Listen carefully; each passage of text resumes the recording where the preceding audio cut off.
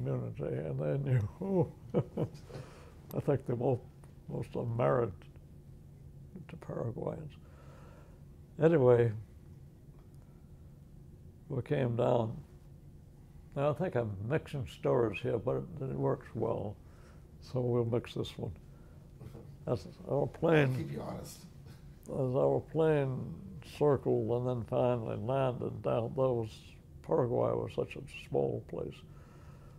Anytime somebody from your embassy would leave, the whole embassy would just go out to the airport, say goodbye. Anyway, who cares? And the same thing the British would do with theirs. I think we learned from the British. But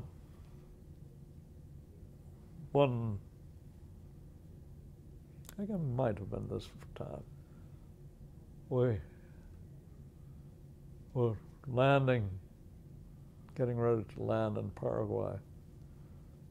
I was thinking, what in the hell did I deserve to get this place?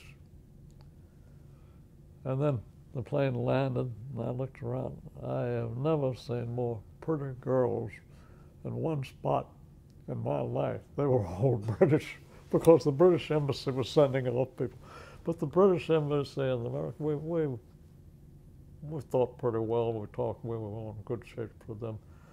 And one thing most of us knew was that I didn't know at the time that Paraguay, maybe it's because of the British embassy, has some pretty good-looking gals here.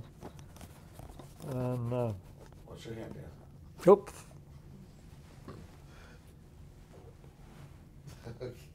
And but anyway, I was thinking, well, I sent there, and then when I looked out the window, I saw more pretty girls in a handful than I'd sought in Cuba. I mean, not only were they good looking, but they looked. The Cuban girls tended to demonstrate a little too much. I mean, you could take it for 1 year, but after a while. I said, good Lord, these girls look like nice girls. They're prettier than what I saw. And we landed, and it turned out they were all British because some British guy was getting on the plane. But then got to the embassy, and I saw this young lady come out of the ambassador's office and go towards the door. And I asked someone, who is that? And the answer was, well, she's the ambassador's Spanish tutor. And I said, well, I think I've got to study a little more Spanish. I didn't know much anyway. And so I did, and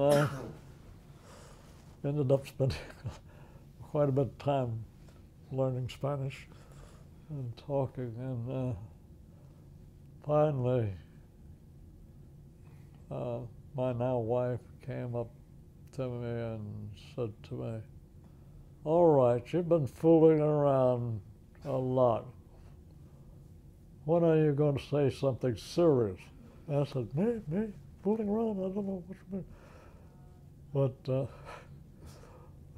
then I think a couple of ladies who worked there and who were all the women folk working for the embassy were very upclass. That was the only place a woman could work. Well, the English and the British and the Americans, the other embassies, well,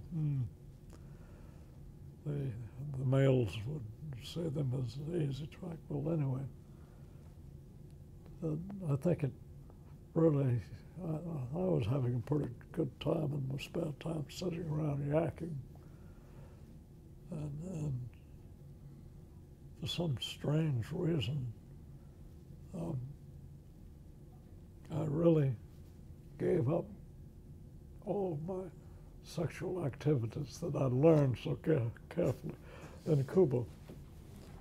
And I don't know, this girl was just so much fun to talk to. And one day, I think this was a conspiracy on the part of all the girl clerks and my wife-to-be. I said, George, when are you going to stop this fooling around and ask just to do something? And I said, who, me? And then I went back and I asked Marilee, I said, look, I don't know. So-and-so said to me that I should ask you. And she said, well, it's about time.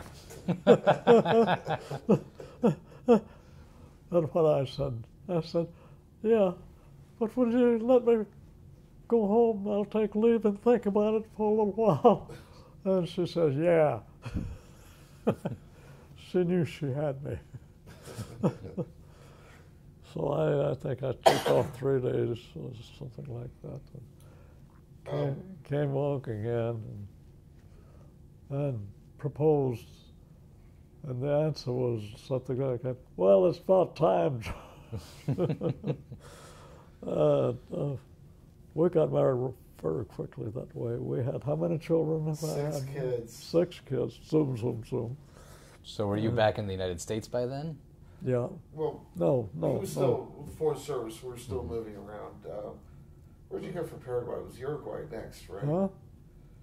After Paraguay, you went to Uruguay, and then after Uruguay was Panama, and then Panama, Costa Rica.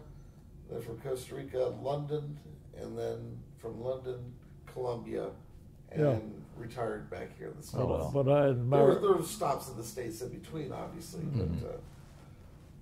But mine was a little strange. Most people, it was after 3 months, maybe 3 years, maybe 4 years, you'd come back and go someplace else.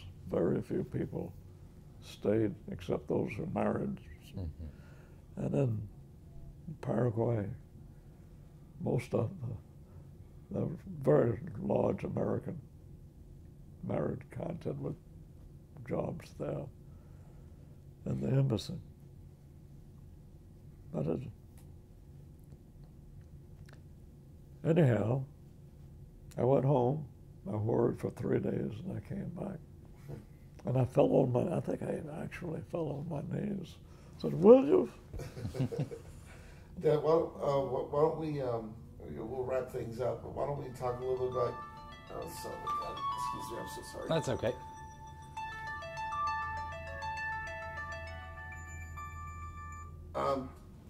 Let's talk about your brush with international stardom and internet viral stardom.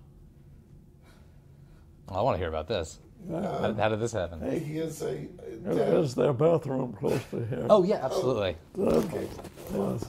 Okay, so, Dad, why don't you tell us a little bit about your brush with international internet stardom, your brush with fame here fairly recently. Recently? Yes. Give me some hints. The video that I took of you and Mom, where she's playing the piano. Oh, and that was so long ago. Yeah. but it's interesting, I think, more for my wife than me. But first, got to give you a little background how I ended up in Paraguay. When I was assigned to Paraguay, I said, oh, what in the hell did I do to deserve this? Paraguay, a little country like that. And then when I looked, I think a part of the story I've already told you, I looked out at the window of the plane coming into Paraguay, and they were all British girls apparently, but I've never seen more just pretty and nice looking girls, not like you see in Cuba, but yeah, you already talked about this. huh? You already talked about this. So Yeah. We're What the hell did we're I do? celebrating your anniversary. It was, I believe, your when did you marry? You married 56 or 55? What year did you marry? What was this? What year did you marry? What? What year? Well, I'm not understanding you. I hear what year did What year well, did I you heard get what year married? did you die? And I know, married. married. Married. Oh, It was 56, right? let's say it was.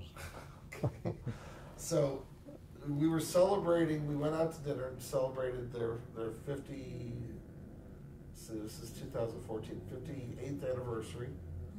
And my mother was playing a song called La Galopera, which is a traditional Paraguayan song. Marilé. Marilé is my mom's name. And she started playing the piano, and I was recording her playing the piano, and all of a sudden out of the corner of my eye, I see this guy dancing. With a cane. He's got his cane, and he's swinging around, and he's jimmying and shivering and shiving, and You must admit that it was all it was beautiful. beautiful. Great rhythm, yes, great rhythm, even He for an took old man. pictures of it. And then this wasn't planned, but the very last, as my Marilyn, my wife, hit it, and she's beautiful, and beautiful pianist too.